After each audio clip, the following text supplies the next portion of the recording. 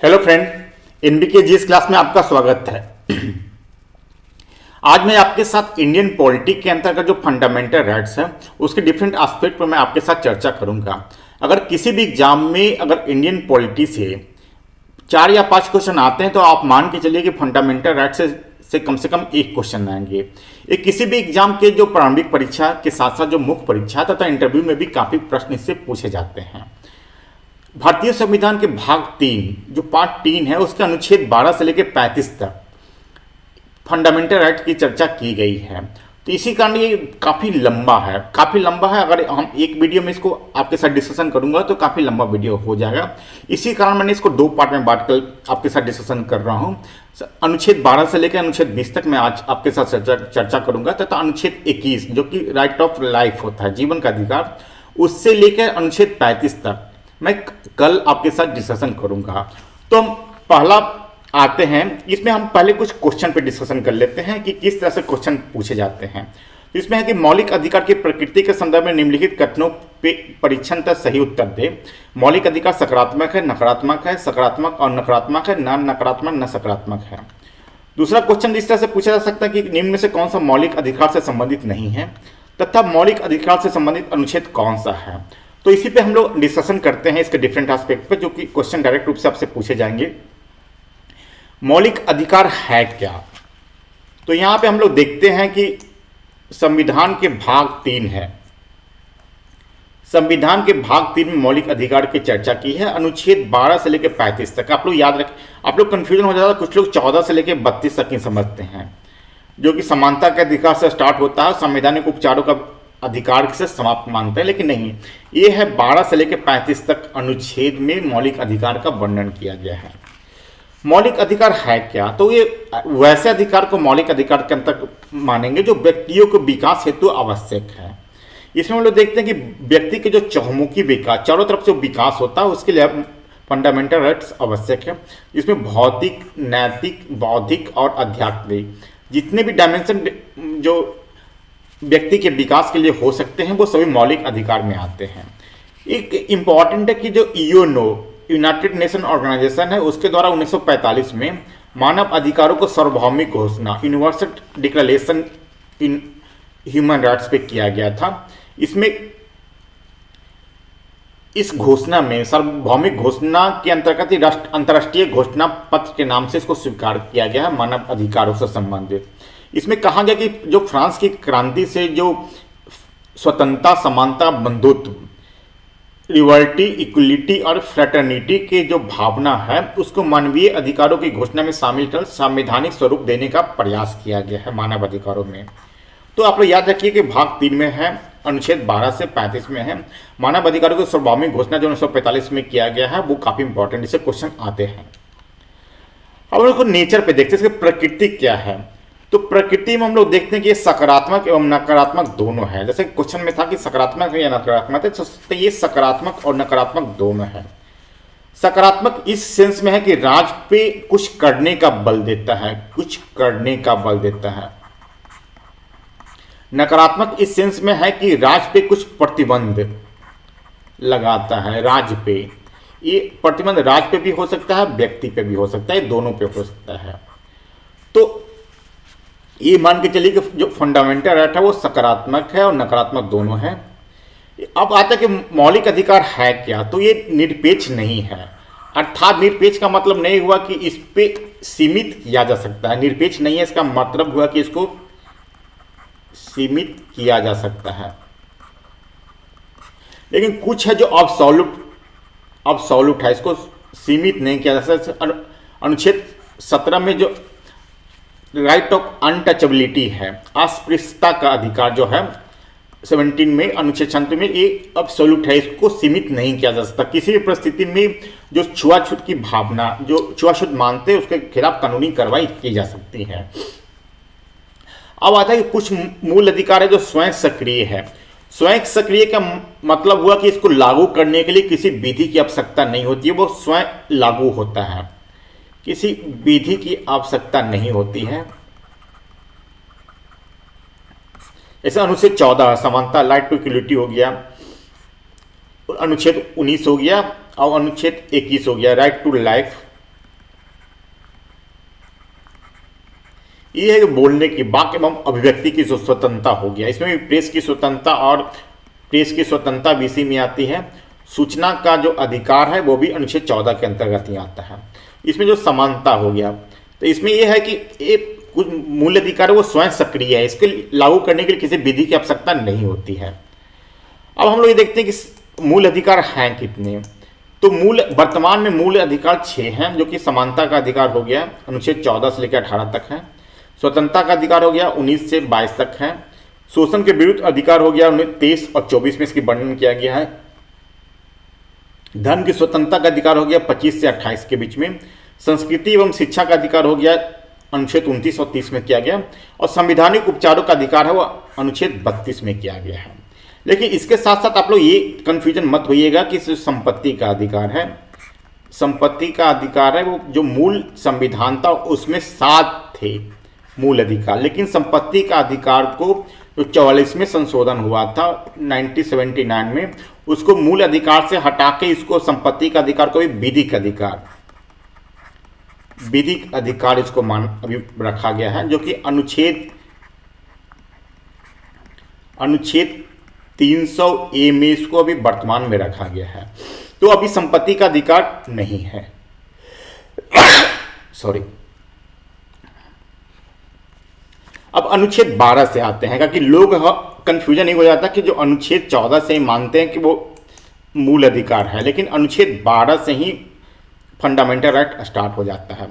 अनुच्छेद 12 में है कि इसमें राज्य की परिभाषा दी है। ये जो राज्य है इसकी परिभाषा दी गई। इसमें कहा गया है कि इसके अंतर्गत संघ सरकार, राज्य सरकार एवं जो नगर पालिका है उसके वर्डी जो हैं वो इसके अंतर्गत आएंगे।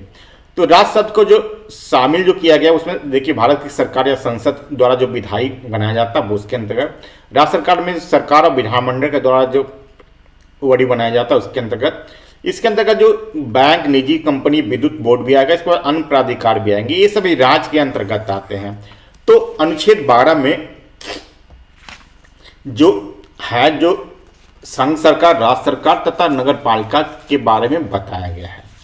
अब अनुच्छेद 13 में आइए। अनुच्छेद 13 में है कि इसमें विधि एवं अध्यादेश की परिभाषा दी गई है। विधि और अध्यादेश की परिभाषा जो है अनुच्छेद 13 में दी गई है। इसमें कहा गया है कि जो अनुच्छेद 13(2) काफी इंपॉर्टेंट है। इसमें कहा गया कि राज्य के द्वारा ऐसी कोई विधि का निर्माण नहीं किया जाएगा जो भाग 3 यानी मौलिक अधिकार में वर्णित मूल अधिकारों के विरुद्ध हो या प्रतिकूल हो। तो इसमें कहा गया कि राज्य ऐसी कोई भी विधि का निर्माण नहीं करेगा जिसमें कि फंडामेंटल राइट के वो विरुद्ध हो। ऐसे अधिक विधियों को असंवैधानिक घोषित किया जा सकता है। अभी हम लोग देखते हैं कि जितने सेंट्रल गवर्नमेंट या राज्य सरकार द्वारा कुछ विधियां बनाई जाती है, इसमें सुप्रीम कोर्ट या हाई कोर्ट के द्वारा इसी 13(2) के आधार पे ही उसको असंवैधानिक घोषित करता है, क्योंकि वो मूल अधिकार के विरुद्ध होता है। लेकिन हम लोग ये देख लीजिएगा कि इसमें जो 13(2) में कहा गया जो विधि होगी वो समान विधि है, न कि संविधान संशोधन। संविधान संशोधन विधि नहीं है। संविधान संशोधन विधि अगर होगा तो वो 13(2) के तहत असंवैधानिक घोषित नहीं किया जा सकता है। तो इसमें समान विधि जो बनते हैं वो वही लागू होगी, संविधान संशोधन विधि इस पर लागू नहीं होंगे। अब हम लोग समानता का अधिकार में आते हैं, जिसका कि वर्णन किया गया है 1914 से लेकर 18 तक। तो 14 में कहा गया है कि भारत राज्य क्षेत्र में किसी विधि व्यक्ति को विधि के समक्ष समता से अथवा विधियों के समान संरक्षण, 2 इंपॉर्टेंट टर्म हो जाता है, विधि के समक्ष समता या समानता से या विधियों के समान संरक्षण से।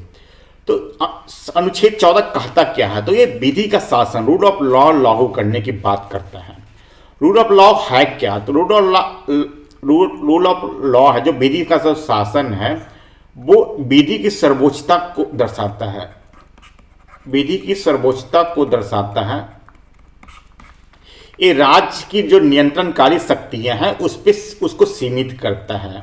राज्य को जो असीमित शक्ति है उसको सीमित करता है तथा नागरिकों की जो अधिकार है उसकी रक्षा करता है। तो आप लोग ये ध्यान रखिएगा कि जो रूल ऑफ लॉ है, विधि का शासन, वो विधि की सर्वोच्चता को दर्शाता है। ये जो राज्य के जो राज्य सरकार की, राज्य या सेंट्रल गवर्नमेंट की जो नियंत्रणकारी शक्तियां उसको सीमित करता है तथा तो नागरिकों के अधिकार की रक्षा करता है। ये दो तरह से करता है। विधि का शासन क्रियान्वित करने के लिए दो आवश्यक है कि सम्यक एवं यथोचित विधि यानी ड्यू प्रोसेस ऑफ लॉ लागू करे, या विधि द्वारा स्थापित जो प्रक्रिया है प्रोसेस एस्टेब्लिश बाय लॉ उसके तरह वो अगर शासन करता है तो वो विधि का शासन कहलाएगा। तो इंपॉर्टेंट इसको थोड़ा याद रखिएगा कि इसमें क्वेश्चन आते रहते हैं कि ड्यू प्रोसेस ऑफ लॉ का है, प्रोसीजर एस्टेब्लिश बाय लॉ का है। अब है कि यहाँ पे हमने चर्चा किया था कि दो इंपॉर्टेंट विधि के समझ समता या समानता या विधियों के समान संरक्षण ये है क्या। तो यहाँ पे हम लोग देखते हैं कि जो विधि के समझ जो समानता है, इक्वलिटी बिफोर लॉ, इसको जो संकल्पना है वो ब्रिटिश संविधान से लिया गया। ये नकारात्मक है, मतलब राज्य पे कुछ प्रतिबंध आरोपित करता है। ये किसी व्यक्ति के जन्म या मत के आधार पर कोई विशेष अधिकार इसको किसी व्यक्ति के नहीं होंगे। एक कहता है कि सभी वर्ग समान रूप से समान विधि और समान न्यायालयों के अधिकारिता के अंतर्गत होंगे, मतलब विधि के समझ सभी को समान के रूप में इसको माना गया है। लेकिन इसको कुछ एक्सेप्शनल है, जैसे राष्ट्रपति और राज्यपाल को इसमें कुछ छूट दिया गया है अनुच्छेद 361 के तहत। इसमें है कि राष्ट्रपति और राज्यपाल ये दोनों जो हैं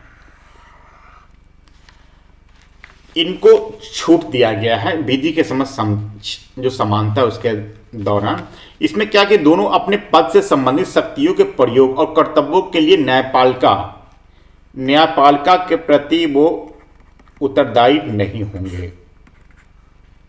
साथ साथ कहा कि राष्ट्रपति और राज्यपाल के कार्यकाल के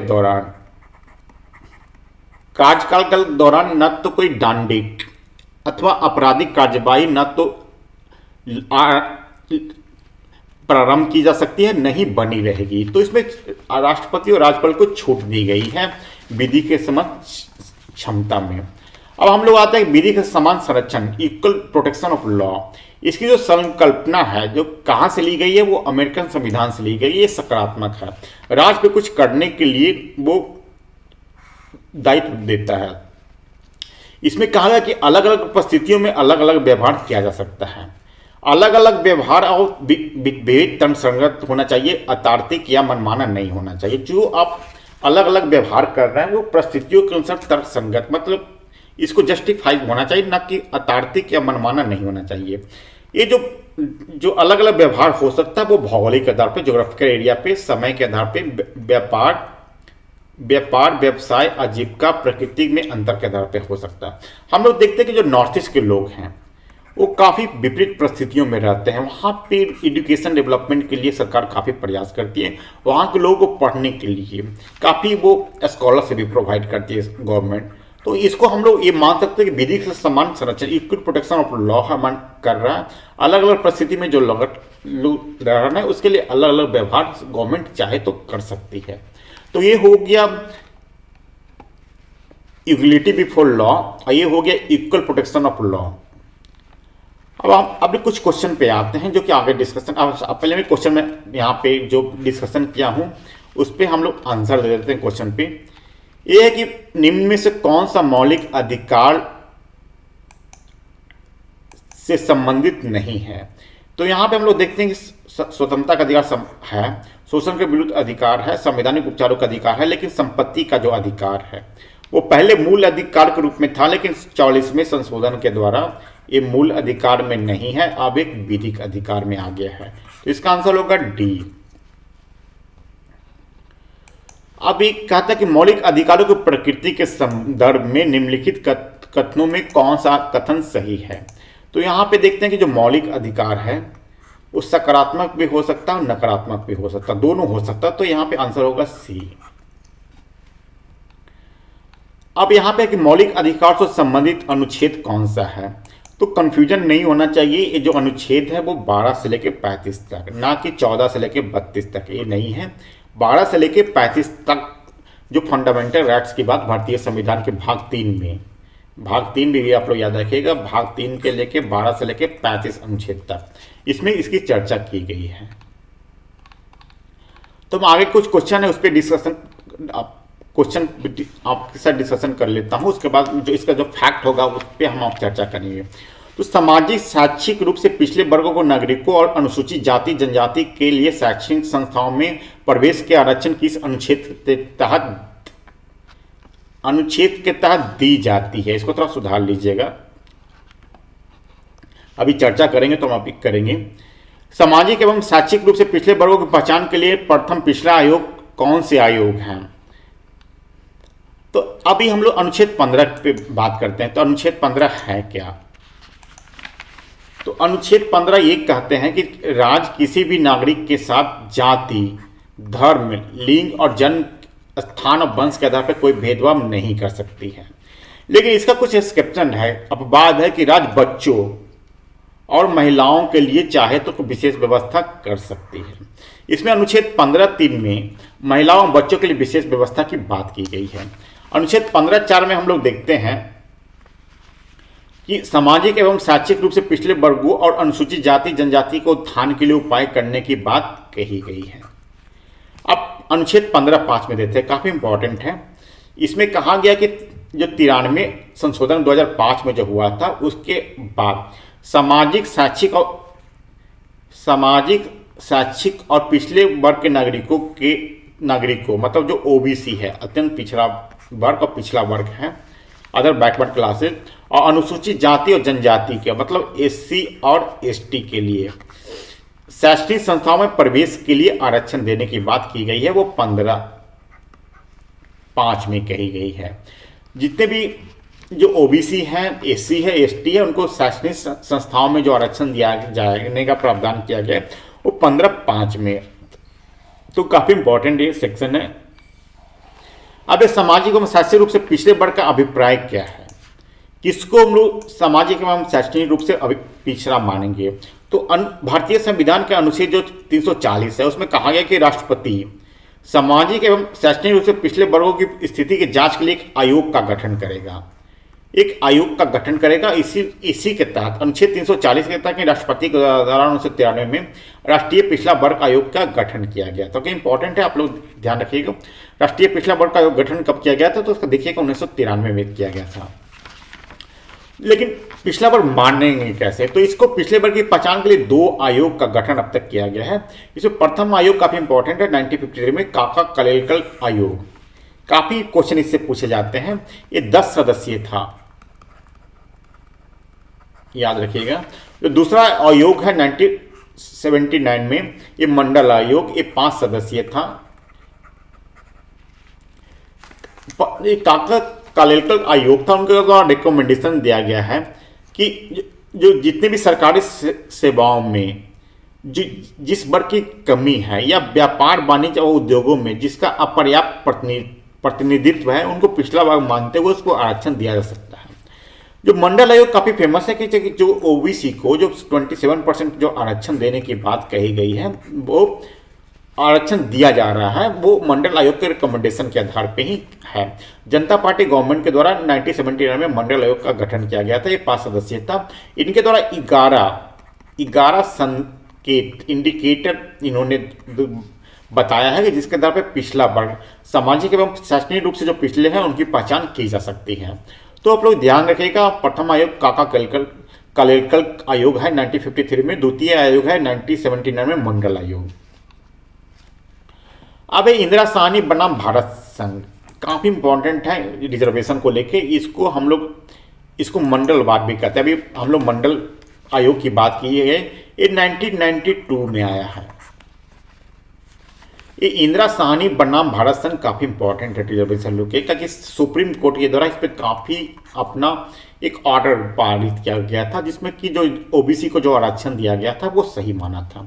इसमें कहा गया कि अनुच्छेद 16(4) के तहत जो वर्णित पिछड़ापन है वो सामाजिक पिछड़ापन है, सोशल बैकवर्डनेस है, न कि इकोनॉमिक बैकवर्डनेस। मैंने सामाजिक रूप से जो पिछले वर्ग है उनको आरक्षण देने की बात जो कही गई है उसको सही ठहराया था। इसी में क्रीमी लेयर की संकल्पना की गई। क्रीमी लेयर होता है कि अगर ओबीसी आप हैं, इसमें अगर आर्थिक रूप से आप संपन्न हैं तो आपको आरक्षण का लाभ नहीं मिलेगा। अगर आपके पिताजी क्लास 1 ऑफिसर हैं तो नहीं, इनको रिजर्वेशन नहीं मिलेगा। अगर दोनों पेरेंट्स फादर और मदर दोनों क्लास बी में ऑफिसर हैं तो उसको भी जो आरक्षण है ओबीसी का वो नहीं मिलेगा। साथ साथ एक निश्चित आय दी गई है। अभी तो पिछले बार 7.5 लाख ही था, अब शायद बढ़ाया गया इसको कि अगर आपकी पारिवारिक इनकम 7.5 लाख से अधिक हो तो आपको भी क्रीमी लेयर के अंतर्गत मानते हुए आरक्षण नहीं दिया जाएगा। तो इसमें कहा गया कि जो सामाजिक रूप से पिछले वर्ग हैं उनको ओबीसी का लाभ देने की बात इसमें कही गई है। इसमें कहा गया कि अधिकतम जो सीमा होगी 50% से अधिक नहीं होना चाहिए।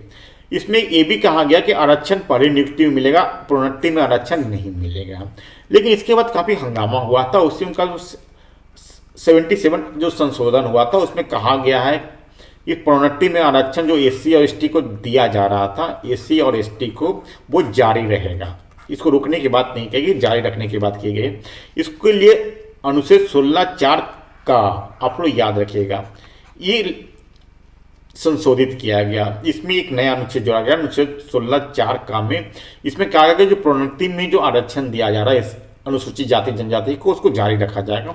साथ साथ जो 81वां संशोधन किया गया जिसमें कहा गया है कि जिसमें इंदिरा साहनी बनाम भारत संघ में पहले कहा गया कि आरक्षण किसी भी सीमा से अधिकतम जो 50% से अधिक नहीं होगी। लेकिन इसमें 81वां संविधान संशोधन के द्वारा अनुच्छेद 16(4) का 4 खा यानी ये इसमें कहते हैं अनुच्छेद 16(4)(b) जोड़ा गया। इसमें कहा कि बैकलॉग की सीटों की पूर्ति के लिए अगर बैकलॉग है, पिछले साल की बैकलॉग है, तो ओबीसी एसटी के लिए आप क्या है कि इसको आप रिजर्वेशन के लिए अलग से भर्ती कर सकते हैं। लेकिन इसके लिए ये कहा गया है कि इसमें आप जो 50% का जो सीमा अधिकतम सीमा है वो अगर बढ़ता है तो वो असंवैधानिक नहीं होगा, माने गैर कानूनी नहीं होगा। आप 50% से ज़्यादा भी है तो उसको कर सकते हैं। अब है कि अनुच्छेद 17 क्या है, तो अनटचेबिलिटी की बात करती है। इसमें कहा गया है कि अस्पृश्यता का अंत किया जाएगा, किसी भी आचरण को निषिद्ध किया जाएगा, किसी भी आचरण को रोका जाएगा। इसमें एक इंपॉर्टेंट है कि संविधान के अनुच्छेद 17 में जो भी एकमात्र जो अनुच्छेद है उसको अब्सोल्यूट है, इसको कि सीमित नहीं किया जा सकता है। इसी समय जो अनटचेबिलिटी है उसका अंत करने की बात इसमें कही गई है। एब्सोल्यूट आर्टिकल है। इसमें क्वेश्चन आ सकते हैं कि एब्सोल्यूट आर्टिकल भारतीय संविधान में किस अनुच्छेद को कहा गया, तो इसका आंसर होगा अनुच्छेद 17 को। इसमें अनुच्छेद 18 में कहा गया कि उपाधियों का अंत होना चाहिए, किसी भी उपाधि का अंत होना चाहिए। इसमें ये है कि सेना, लेकिन सेना और जो विद्या यानी जो पढ़ाई लिखाई से संबंधित जो सम्मान होता है उसके समान कोई अन्य भी उपाधि राज्य द्वारा प्रदान नहीं किया जाएगा। जो 2 उपाधि प्रदान किया जाएगा वो आर्मी के लिए और जो टीचिंग लाइन से संबंधित है उसके लिए। इसी को ध्यान में रखते हुए 1954 में जो 4 पुरस्कार स्टार्ट किया गया था, भारत रत्न, पद्म विभूषण, पद्म भूषण और पद्म श्री, ये चारों अधिकार को जब जनता पार्टी की सरकार आई थी 1977 में तो इसको बंद कर दिया गया था। लेकिन बाद में 1980 में जब इंदिरा गांधी की सरकार बनी तो इसको स्टार्ट फिर से किया गया। इसमें इंपॉर्टेंट है कि बालाजी राघवन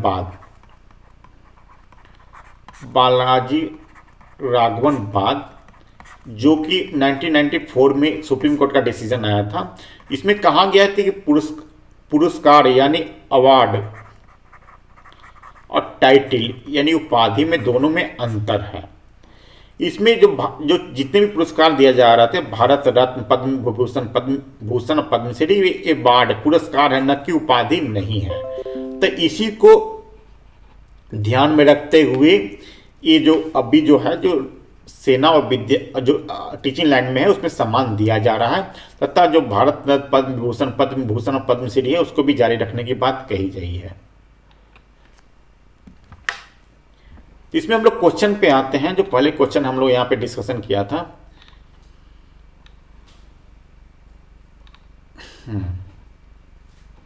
इस सामाजिक एवं शैक्षणिक रूप से पिछले वर्गों की पहचान के लिए पिछला वर्ग आयोग कौन था, तो ये होगा काला कलेक्टर कमेटी जो कि 1953 में आई थी। ये 10 सदस्यीय थी।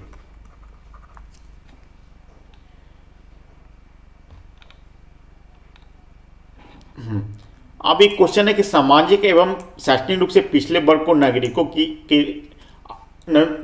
एवं अनुसूचित जाति जनजाति के लिए शैक्षणिक संस्थाओं में प्रवेश के लिए कौन आरक्षण की अनुच्छेद में शामिल नहीं, यानी यहाँ पे शामिल है पर नहीं है।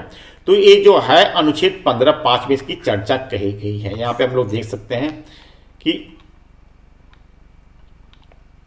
15(5) में जो है ये सामाजिक शैक्षणिक और पिछले वर्ग को नागरिकों तथा अनुसूचित जाति जनजाति के लिए शैक्षणिक संस्थाओं में प्रवेश की बात कही गई है। तो इसका जो आंसर होगा वो होगा डी, 15(5), अनुच्छेद 15(5).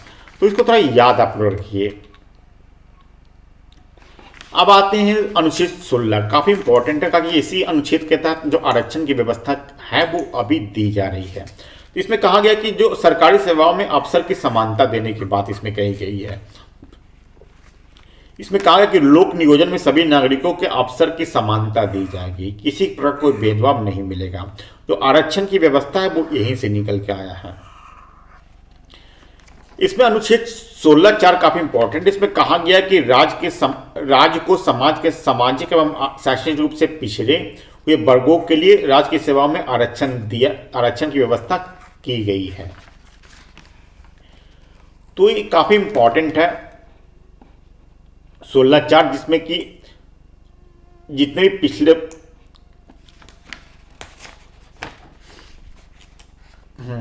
राज्य को समाज के सामाजिक एवं शैक्षणिक रूप से पिछड़े हुए वर्गों के लिए राज्य की सेवा में आरक्षण देने की बात कही गई है। आरक्षण दो प्रकार के होते हैं। एक तो है हम लोग वर्टिकल बोलते हैं, ऊर्ध्वाधर आरक्षण, जिसमें कि अनुसूचित जाति SC ST और OBC को जो आरक्षण देंगे वो वर्टिकल रिजर्वेशन हो गया।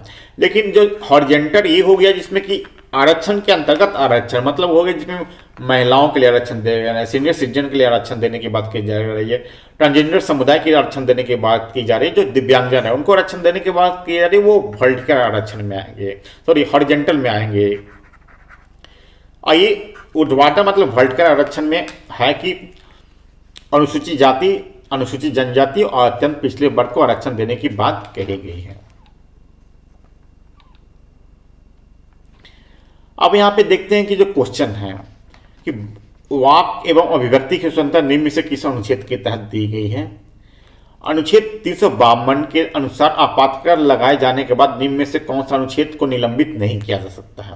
तो इस पर हम लोग आगे बढ़ते हैं। साथ साथ निम्न में से किस अनुच्छेद के तहत किसी भी व्यक्ति को एक ही अपराध में 2 बार दंड नहीं दिया जा सकता है। तो हम लोग 19 पे आते हैं। 19 से 22 जो है अनुच्छेद स्वतंत्रता के तहत, इस पर हम लोग चर्चा करेंगे। तो ये अधिकार है जो सिर्फ भारत के नागरिकों को ही प्रदान की जाती है, विदेशों को नागरिकों को ये प्रदान नहीं की जाती है, भारत के नागरिकों को प्रदान किया जाता है। इसमें कि अनुच्छेद 19(1)(a) के तहत वाक एवं अभिव्यक्ति से स्वतंत्रता है। आप अभिव्यक्ति के स्वतंत्रता है, लेकिन इसमें कुछ निर्बंध भी किया गया है, प्रतिबंध भी लगाया गया है।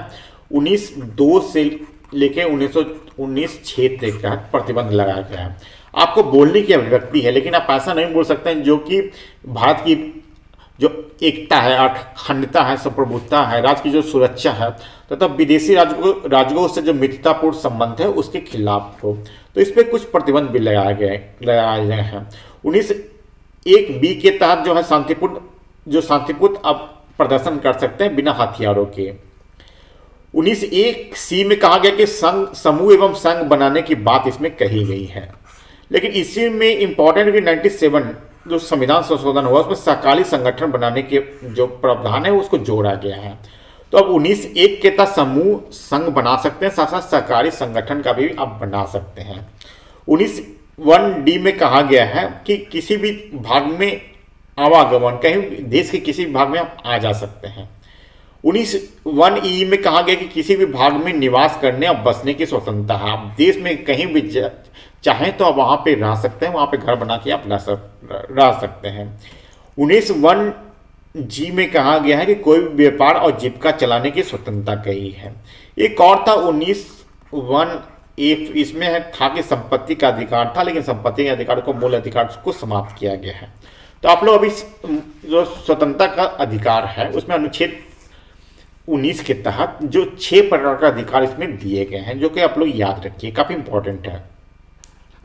अब जो प्रेस की जो स्वतंत्रता है वो भी 19(1) के तहत ए 19(1)(a) के तहत ही है। एवं सूचना का जो अधिकार है, सूचना का जो अधिकार है वो भी इसी के तहत आता है, 19(1) के तहत। अब है कि कुछ अनुच्छेद है कि इंपॉर्टेंट है, जो 19(1)(g) और अनुच्छेद 301 में क्या संबंध है। तो यहाँ पे हम लोग देखते हैं 19(1)(g) में कि कोई भी व्यापार और जीविका चलाने की स्वतंत्रता कही गई है। इस अनुसार जो 301 में कहा गया है कि व्यापार वाणिज्य और समागम की स्वतंत्रता दी गई है। तो इसमें इसलिए हम बता रहे हैं आपको कि ये जो बात कही गई अनुच्छेद 301 में वो 19(1)(g) में भी कहा गया है। तो इसलिए इंपॉर्टेंट है कि जो मूल अधिकारों के बाहर एकमात्र जो प्रावधान है 301 में, इसके लिए संवैधानिक उपचारों का अधिकार का सहारा लिया जा सकता है। आपको पता होगा कि अनुच्छेद 32 तथा अनुच्छेद 226 के तहत सुप्रीम कोर्ट और हाई कोर्ट में अगर मूल अधिकार का हनन होता है तो वहां पे आप जा सकते हैं। तो एक सिर्फ फंडामेंटल राइट्स के लिए प्रोविजन है, लेकिन अनुच्छेद 301 के तहत भी अगर व्यापार वाणिज्य और समागम की स्वतंत्रता में आपको अगर कोई बाधा डालता है तो इसके तहत भी आप सीधे संवैधानिक उपचारों का अधिकार के सहारा ले सकते हैं। अब है कि आपातकाल में अनुच्छेद 19 पे क्या प्रभाव पड़ता है। तो इंपॉर्टेंट है कि जो आपातकाल जो लगाया जाएगा वो 352 के तहत, अगर 352 में ही कहा गया कि बाह्याक्रमण, युद्ध और सशस्त्र विद्रोह अगर होता है तो आप अनुच्छेद 352 के तहत आपातकाल लगाया सकता। जो इसमें कहा गया कि जब 358 के का जब घोषणा होती है राष्ट्रपति के द्वारा तो स्वतंत्रता का अधिकार जो अनुच्छेद 19 में दिया गया वो स्वतः समाप्त हो जाएगी। लेकिन अगर राष्ट्रपति के द्वारा 359 के तहत अनुच्छेद के तहत आपातकाल लगाया जाता है तो इसमें अनुच्छेद 19 स्वतः समाप्त नहीं होगी, बल्कि राष्ट्रपति को इसकी घोषणा की जाएगी। अगर राष्ट्रपति स्वतंत्रता का अधिकार के समाप्त करने की घोषणा करती है तब वो 359 के तहत घोषित समाप्त हो जाएगी। लेकिन अगर 358 के तहत अगर आपातकाल लगाया जाता तो इसमें स्वतंत्रता का अधिकार स्वतः समाप्त हो जाएगा। तो ये 359, 358 काफी इंपॉर्टेंट है, इस पर क्वेश्चन आ सकते हैं। ये जो प्रोविजन किया गया है ये है इस 44वें संविधान संशोधन के द्वारा ये कहा गया है कि आपातकाल में जो 2 प्रोविजन है वो समाप्त कभी नहीं होगा। एक है कि अनुच्छेद 20 में कहा गया कि अपराधों को दोष सिद्धि के संबंध में संरक्षण की बात कही गई है और अनुच्छेद 21 में जीवन का अधिकार की बात कही गई है। तो ये जो दोनों प्रोविजन है काफी याद रखिएगा, आपातकाल में भी समाप्त नहीं होगा। इसको 44वें संशोधन जो 1979 में किया गया, इसके बाद एक प्रोविजन किया गया कि 2 अधिकार 21 और 20 कभी भी आपातकाल लगने के बाद भी समाप्त नहीं होगा। इसमें आपको अधिकार इसका लाभ आप ले सकते हैं। अब अनुच्छेद 20 इंपॉर्टेंट है कि इसमें अपराध के दोष सिद्धि के संबंध में प्रोटेक्शन दिया जाता है। तो इसमें 3 अनुच्छेद इंपॉर्टेंट है, 20(1), 20(2) और 20(3).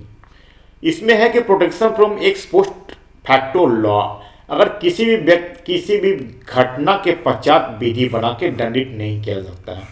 किसी भी अगर कोई घटना होती है तो उसके बाद आप कानून बना के उस व्यक्ति को सजा नहीं दे सकते हैं। ये इसको अनुच्छेद 20 1 के तहत इसको प्रोटेक्शन मिलता है।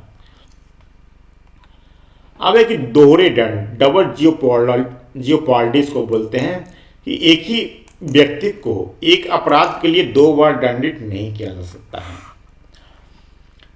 इससे आप ये समझिए जो दोहरे दंड का जो प्रावधान है, यहाँ पे हम लिख देते हैं, दोहरे दंड का जो प्रावधान है वो अमेरिकी संविधान से लिया गया है।